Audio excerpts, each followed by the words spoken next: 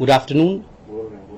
जिस प्रकार का समय अभी पूरे हिंदुस्तान में, पूरे विश्व में चल रहा है कोविड को लेकर, स्वाभाविक है कि सबसे महत्वपूर्ण विषय है राइट इंफॉर्मेशन।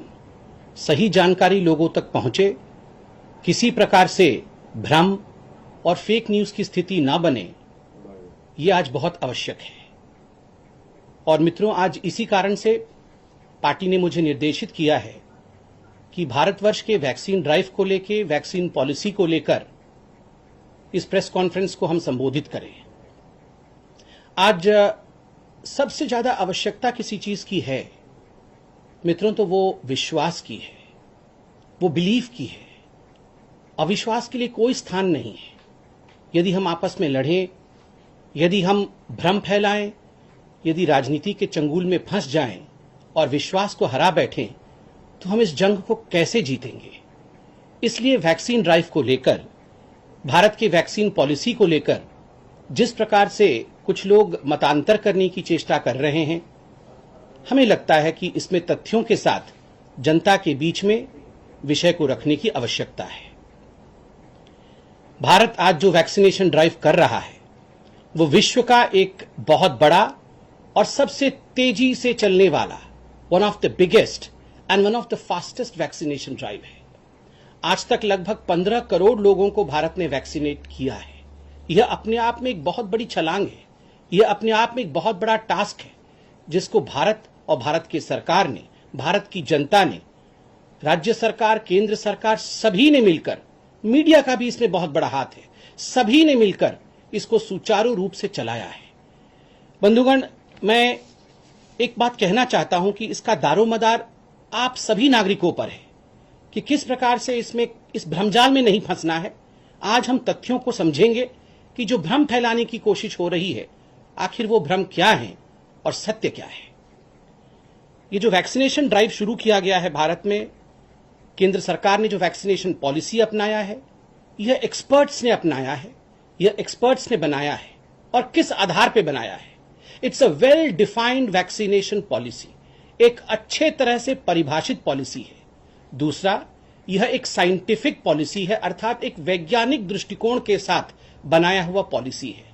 और तीसरा और बहुत महत्वपूर्ण है, ये WHO द्वारा जो निर्धारित गाइडलाइंस है, उन गाइडलाइंस के माध्यम और उन गाइडलाइन को मद्देनजर रखते हुए बनाया हुआ वैक्सीनेशन पॉलिसी है। तो किसी ने आर्बिटरीली, किसी ने अपने मन मुताबिक, अपने मन के हिसाब से ये वैक्सीनेशन पॉलिसी या वैक्सीनेशन ड्राइव नहीं बनाया है। एक साइंटिफिक बेसिस है इसके पीछे। और जो मेडिकल और एपिडेमियोलॉजिकल ग्लोबल प्रोटोकॉल है, पूरे विश्व का कोविड को लेकर जो प्रोटोकॉल है, उसमें भारत की सरकार ने उसको मानते हुए जो प्रथम फेज वैक्सीनेशन ड्राइव का खोला था, उसमें फ्रंटलाइन वर्कर्स, जो बुजुर्ग हैं, जो एल्डरली है, 60 साल के ऊपर के हैं, और खास करके जो 45 साल के ऊपर और जो कोमॉर्बिडिटी के साथ हैं, क्योंकि 90% जो मोर्टेलिटी देखी गई थी वो इसी ग्रुप में देखा गया था। फ्रंटलाइन वर्कर्स में, डॉक्टर्स में, नर्सेज में, जो लोग सेवा कर रहे हैं कोविड मरीजों की, वो फ्रंटलाइन वर्कर्स में जो बुजुर्ग हैं, जो 60 साल के ऊपर हैं, जो लोग 45 के ऊपर हैं और जो कोमॉर्बिड हैं, इन लोगों में 90% मोर्टेलिटी देखी गई थी। इस कारण से जो वैक्सीनेशन पॉलिसी थी, उसका मुख्य लक्ष्य प्रथमतः यह था कि किस प्रकार से इन लोगों को हम, जो सबसे ज्यादा वनरेबल है, जो सबसे ज्यादा एक्सपोज्ड हैं, उनको भारत सरकार, उनको हम कैसे बचा सके। इसलिए सबसे पहले सर्वप्रथम इनको वैक्सीनेट करना है। ये प्रोसेस सही चल रहा था। This whole process was gradually progressing and evolving as well. बंधुगण, उसी बीच कहीं ना कहीं मुझे दुख के साथ कहना पड़ रहा है कि राजनीति का भी प्रवेश हुआ। ठीक है, कंस्ट्रक्टिव क्रिटिसिज्म बिल्कुल होना चाहिए, मगर राजनीति के अंतर्गत कुछ 3-4 मांगे रखी गई। एक मांग था कि the central government should be opening up the vaccination policy. ये जो वैक्सीन पॉलिसी चल रहा है, कहीं ना कहीं ये सेंट्रलाइज्ड हुआ रखा है, सेंट्रल गवर्नमेंट के हाथ में है, और इसको ओपन अप करने की आवश्यकता है, इसे खोल देने की आवश्यकता है। अंग्रेजी में कहें तो इसे लिबरलाइज करने की आवश्यकता है, ऐसा एक मांग आया। आदरणीय राहुल गांधी जी ने भी इस विषय को रखा था कि इसे लिबरलाइज करने की और ओपन अप करने की आवश्यकता है। जो दूसरी बात कही गई, वो बात कही गई कि why don't we draw in the private players. हम जो प्राइवेट प्लेयर्स हैं मार्केट में, हम उनको क्यों नहीं लाते हैं, उनको क्यों नहीं इसमें सम्मिलित करते हैं, कॉर्पोरेट्स को क्यों नहीं सम्मिलित करते हैं, बाकी जो प्राइवेट प्लेयर्स हैं उनको क्यों नहीं सम्मिलित करते हैं, वो भी स्टेक होल्डर बने और वो भी इस पूरे प्रोसेस में मददगार साबित हो, यह भी कहा गया। तीसरा विषय जो कहा गया, मुझे याद है प्राइवेट प्लेयर वाला विषय मैंने अभिषेक मनु सिंघवी जी ने भी कहा था, ट्वीट भी किया था, वो मैंने देखा था। तीसरा विषय जो कहा गया वो कहा गया कि give more space and levy and leeway to the states. जो राज्य हैं, जो राज्य की सरकारें हैं, उनको ज्यादा स्पेस दीजिए, राज्य सरकारों को ज्यादा स्थान दीजिए, ज्यादा महत्व दीजिए। Let them also have a say and let them also decide. राज्य की सरकार भी निर्णय ले, यह राज्य की सरकार के ऊपर छोड़ना चाहिए। यह भी मुझे याद है राहुल गांधी जी ने कहा था। और जो चौथी डिमांड रही थी, कई ऑपेड्स भी आए थे, कई अखबारों में भी छपा था, वो था ओपन मार्केट पॉलिसी, कि let the markets be open to the vaccine. आप वैक्सीन को मार्केट फ्लेक्सिबिलिटी पे छोड़िए। जब एक प्रतिस्पर्धा होगी मार्केट में और ओपन मार्केट होगा तो ये हर किसी तक पहुंच पाएगा और भारत अपने नागरिकों को यथाशीघ्र वैक्सीनेट कर पाएगा। बंधुगण, मुख्यतः ये 4 विषय रखा गया था डिमांड के रूप में। कहीं कोई एनजीओ डिमांड कर रहा था, कई राजनेता डिमांड कर रहे थे। इन सभी विषयों को ध्यान में रखते हुए आपने पिछली बार देखा कि केंद्र सरकार ने वैक्सीनेशन पॉलिसी को लिबरलाइज किया। The central government opened up the vaccination policy. केंद्र सरकार ने इस वैक्सीनेशन पॉलिसी को तुरंत खोल दिया, उसे लिबरलाइज कर दिया। जब ये इसे लिबरलाइज कर दिया गया, स्टेट्स की भी इन्वॉल्वमेंट हो गई, ओपन मार्केट की बात भी हो रही थी, प्राइवेट प्लेयर्स भी इसमें आ गए। ये सब कुछ होने के बाद कुछ भ्रम फैलाने की कोशिश की गई है। बहुत दुख के साथ मैं कहूंगा और उन भ्रमों को भी आपके सामने रखता हूं। क्या मुख्यतः कौन से भ्रम फैलाए गए? मुख्यतः 3 विषयों पे यहां भ्रम फैलाया गया। Number 1, differential pricing. राज्य सरकार और केंद्र सरकार के बीच में कहीं ना कहीं राजनीति हो रही है और इस कारण से दोनों के बीच में जो प्राइसिंग है, केंद्र सरकार कम प्राइस में खरीद रही है, राज्य सरकार ज्यादा प्राइस में खरीद रही है। कहीं ना कहीं ये नहीं होना चाहिए, डिफरेंशियल प्राइसिंग हो रहा है। एक ये विषय कहा गया। दूसरा विषय कहा गया कि गरीबों का क्या होगा? Will the poor be given vaccination free of cost? क्या जो गरीब लोग हैं उनको वैक्सीनेट नहीं करेगी सरकार फ्री ऑफ कॉस्ट में? और तीसरा विषय जो कहा गया वो बिल्कुल उलट था। जो पहले ओपन मार्केट डिमांड कर रहे थे वो आज कह रहे हैं कि ओपन मार्केट क्यों हुआ, प्राइवेट प्लेयर्स इसमें क्यों आ गए। मैं इसे एक एक करके समझाता हूं ताकि जो जनता जनार्दन है, जो आप नागरिक हैं, आप भ्रम में ना रहें, आप समझ सके। पहला, डिफरेंशियल प्राइसिंग। क्या केंद्र राज्यों के साथ कोई सौतेला व्यवहार कर रहा है? क्या दोनों के बीच में वैक्सीनेशन को लेकर किसी प्रकार का अनबन है? प्राइसिंग में डिफरेंसेस है? बिल्कुल नहीं। एक बात याद रखिए, 50% कोटा जो राज्य सरकार का है और 50% कोटा जो केंद्र सरकार का है। ये जो 50% केंद्र सरकार के पास है, 50% that the central government has, ये जाता किसके पास है? ये राज्य सरकार के पास ही जाता है। केंद्र सरकार अपने पास कुछ नहीं रखता। जो मेरा है वो तेरा है। अर्थात 50% जो केंद्र का है, केंद्र के कोटे से जो वैक्सीनेशन आता है, जो वायल्स आते हैं, वो किसके पास जाता है? वो राज्यों के पास ही जाता है। राज्यों को मुफ्त दिया जाता है।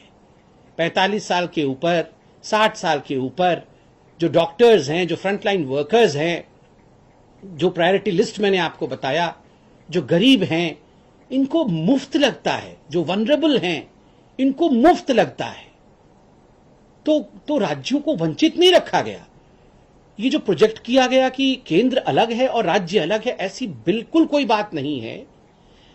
राज्यों को केंद्र ही देती है ये कोटा और जो कुछ भी केंद्र के पास है वो राज्य का ही है। जैसे कि मैं दिल्ली में वैक्सीनेट हुआ, मैंने अपने दोनों डोजेस दिल्ली में लिया। केंद्र के कोटा से आया होगा, किसके कोटा से आया होगा, मगर दिल्ली में लिया ना। तो ये जो केंद्र ने भेजा था जो कोटा, क्योंकि उस समय ओपन अभी भी नहीं हुआ है, 1 तारीख से होगा, तो ये तो केंद्र का ही कोटा था जो दिल्ली के किसी अस्पताल में हमें वैक्सीन के रूप में लगा। ठीक उसी प्रकार झारखंड में हो, छत्तीसगढ़ में हो, महाराष्ट्र में हो, उड़ीसा में हो, अगर वैक्सीन वहां लग रहे हैं आज, तो केंद्र ने कोई अपना कोटा हाथ में पकड़ के नहीं रखा हुआ है, राज्यों को दिया हुआ है और राज्य वनरेबल को, जो गरीब है, उनको लग रही है, केंद्र की तरफ से ही लग रहा है। इसलिए केंद्र और राज्यों को अलग अलग करके देखने की ये जो बात हम कर रहे हैं, एक कहीं ना कहीं राजनीति के अंतर्गत ये जो हम भिड़ंत करवाने की कोशिश कर रहे हैं, हाथ जोड़ के निवेदन है पार्टी की ओर से भी, और सबसे बड़ी बात है मनुष्यत्व की ओर से, ये भिड़ंत कभी नहीं करवाइए। सभी पॉलिटिकल पार्टी से ये निवेदन है, ये भिड़ंत कभी मत करवाइए। कभी भी राज्य सरकार, केंद्र सरकार ये अगर आपस में लड़ेंगे तो जनता जनार्दन का भला नहीं हो सकता है। छोटी छोटी राजनीति के लिए हम ये भिड़ंत ना करवाएं। जो भी केंद्र सरकार का है वो आप ही का तो है, वो राज्य सरकार का ही तो है। इसलिए डिफरेंशियल प्राइसिंग पे लेके जो राजनीति करने की कोशिश हो रही है कि राज्यों को वंचित किया जा रहा है, ये गलत है। और हाथ जोड़ के हम निवेदन करते हैं, इस प्रकार की राजनीति से हमें कोसों दूर रहना है। केवल और केवल जनता जनार्दन कैसे वैक्सीनेट हो सके उसी की चिंता करनी है। दूसरा विषय यहां पर उठा, बंधुगण, इसमें मैं ऐड कर दूं एक शब्द भी। केंद्र का जो रोल है वो केवल और केवल फैसिलिटेटर का है, वो एक चैनल है, वो फैसिलिटेटर है, वो अपने आप में कोई अलग बॉडी नहीं है, वो फैसिलिटेटर है, वो फैसिलिटेट करता है।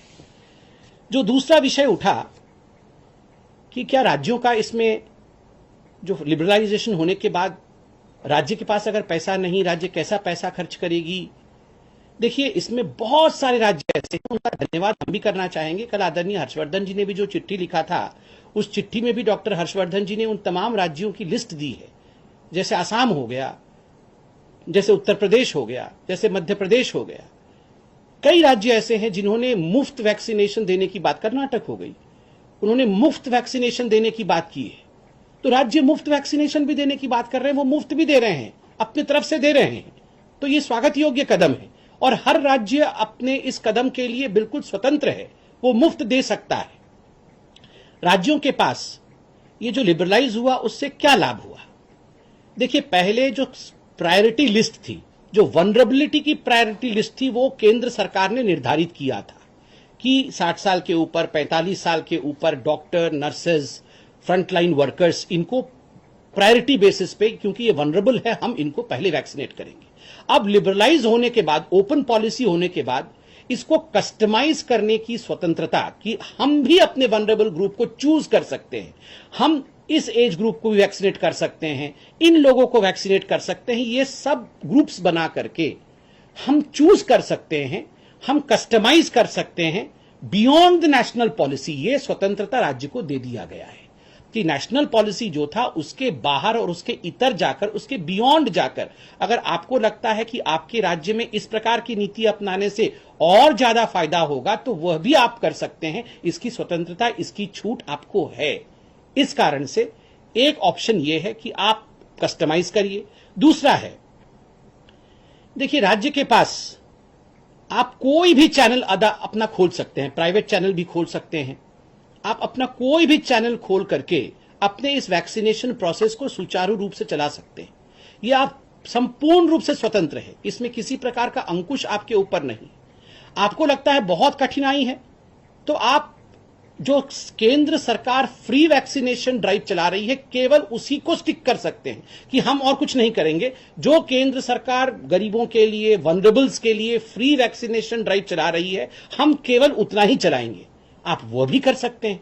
ये सारा स्वतंत्रता, ये सारी छूट केंद्र सरकार ने लिबरलाइजेशन करके 1 तारीख से राज्य सरकार को दे दिया है।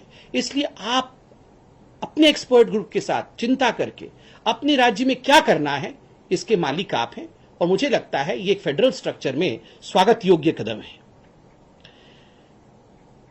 चाहे राज्य लिबरलाइजेशन के बाद ओपन मार्केट में जाएं, चाहे वो ना जाएं, चाहे वो अपने एक कस्टमाइज ग्रुप को वैक्सीनेट करें या ना करें, मगर एक बात मैं स्पष्टतः कहना चाहूंगा कि जो सेंट्रल पॉलिसी मुफ्त वैक्सीनेशन की है और वनरेबल ग्रुप्स की है, वो कंटिन्यू करते रहेगी, हर राज्य में कंटिन्यू करते रहेगी जिस प्रकार से वो चल रही है। और वो प्रोग्रेसिव है and it will be evolving also. Progressive मतलब निरंतर चलेगी, इवॉल्विंग मतलब उसमें समय समय पे ग्रुप्स ऐड होते रहेंगे। जैसे पहले 60 साल था, फिर 45 विद कोमॉर्बिडिटी आया, फिर 45 आया। ठीक उसी प्रकार से ये इवॉल्विंग प्रोसेस है, ये चक्र आगे चलता रहेगा और ये निरंतर चलता रहेगा। इसलिए वो जो गरीबों के लिए और वनरेबल ग्रुप के लिए मुफ्त आयोजन केंद्र चला रही है, उसमें किसी प्रकार की बाधा या रोक नहीं आएगी, वो चलता रहेगा। देखिए, इसमें एक बहुत बड़ा विषय आया कि सीरम इंस्टीट्यूट ऑफ इंडिया ने और जो ये वैक्सीन बनाने वाले ग्रुप्स हैं, उन्होंने अलग अलग प्राइसेस रखे हैं। ये कल से डिबेट भी हो रहा है, कुछ लोगों ने इस विषय पे प्रश्न भी पूछा कि केंद्र सरकार को इतने में दे दिया, राज्य सरकार को इतने में दिया। एक बात आज हम यहां स्पष्ट करना चाहेंगे कि यह प्राइसिंग जो है, ये केंद्र सरकार निर्धारित नहीं करती है, यह प्राइसिंग प्राइवेट प्लेयर निर्धारित करते हैं। इस कारण से जो राज्य सरकार है वो पूर्णतः स्वतंत्र है, कोट अनकोट, प्राइवेट प्लेयर के साथ नेगोशिएट करने के लिए। कोई भी राज्य किसी भी प्राइवेट प्लेयर के साथ जो वैक्सीन सप्लायर है उसके साथ नेगोशिएट कर सकता है प्राइसिंग को लेकर, सप्लाई को लेकर। हम बल्क में लेंगे, हम इतना पैसा देंगे, पहले एडवांस पेमेंट करेंगे, इतना पैसा इतने दिन बाद देंगे। इन सब आधार पर आप देखिए प्राइस नेगोशिएशन हो सकता है। तो केंद्र सरकार इस पे कोई अंकुश नहीं लगाती है। आप स्वतंत्र हैं, राज्य सरकार स्वतंत्र हैं कि वो स्वतंत्र रूप से प्राइस नेगोशिएशन किसी भी प्राइवेट प्लेयर जो वैक्सीन को मैन्युफैक्चर करती है, जैसे सीरम इंस्टीट्यूट ऑफ इंडिया इत्यादि, इनके साथ नेगोशिएट करके अपना प्राइस खुद तय कर सकती है। यह प्राइस सेंट्रल गवर्नमेंट अर्थात केंद्र सरकार तय नहीं करती है। देखिए, मैं अंत में इतना ही कहना चाहूंगा कि बंधुगण, ये जो लड़ाई है कोविड के खिलाफ, इसमें भारत जीतेगा, अवश्य जीतेगा। आज तक ऐसा कोई जंग नहीं है जो भारत जीता नहीं है, मगर इट हैज वन प्रीरिक्विसाइट, एक ही ऐसा शर्त है जिस शर्त से हम जीत सकते हैं, एंड दैट प्रीरिक्विसाइट, वो शर्त है टुगेदरनेस, टीम इंडिया का भाव। अगर हम टीम इंडिया के भाव के साथ आगे बढ़ें, यदि भ्रम के जाल में ना फंसे, फेक न्यूज के जाल में ना फंसे, उसे ना फैलाएं, और राज्य और केंद्र अलग अलग हैं, इस प्रकार के मनोभाव से आगे ना बढ़ें, तो ऐसा कोई वायरस नहीं, ऐसा कोई जंग नहीं जिसे हिंदुस्तान हरा नहीं सकता है। जीतेगा हिंदुस्तान, जीतेगी टीम इंडिया। और आप विश्वास रखिए, 24 घंटे आपके प्रधानमंत्री नरेंद्र मोदी जी, आपकी केंद्र सरकार और आपकी सरकारें भी सब काम कर रही हैं, सब आपके भले के लिए काम कर रही है। विश्वास कभी नहीं खोना है, विश्वास नहीं डगमगाना है। वैक्सीनेशन ड्राइव बहुत बड़ा ड्राइव है, हम सबको इस वैक्सीनेशन ड्राइव में बिना किसी राजनीति के, बिना किसी स्वार्थ के जुट जाना है। बहुत बहुत धन्यवाद। जय हिंद।